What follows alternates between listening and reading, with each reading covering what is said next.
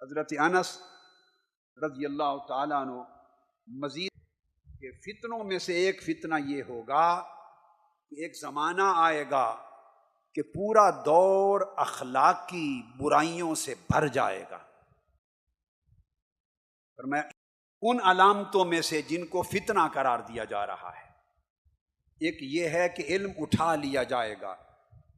وَيَكْثُرَ الْجَهْلُ، اور جہالت چھا جائے گی، ہر طرف جہالت ہوگی، علم اور فہم کم ہو جائے گا، شعور اور آگہی کم ہو جائے گی،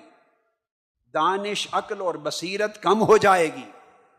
اور لوگوں کو عقل اور دانش کی بات سمجھ بھی نہیں آئے گی، چونکہ جہالت بیچنے والے بہت ہوں گے، جھوٹ کا سودا دینے والے بہت ہوں گے، گمراہی پھیلانے والے بہت ہوں گے، ٹی وی پر بھی، میڈیا پر بھی، اخبارات میں بھی، ممبروں پر بھی، مساجد پر بھی، سیاست میں بھی، مذہب میں بھی، معاشرے میں بھی،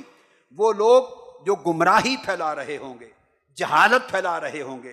لوگوں میں بے شعوری پھیلا رہے ہوں گے، ان کی کثرت ہو جائے گی، اور حق کی بات اور صحیح شعور کی بات کرنے والے کم ہوں گے، سو ان کی بات اتنی نہیں سنی جائے گی۔ فرمایا جہل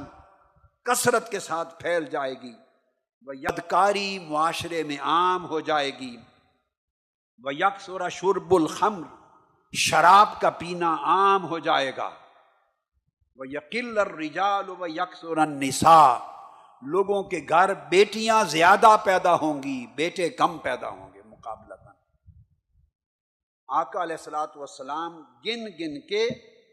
دور فتن کے آثار و احوال کا بیان فرما رہے ہیں۔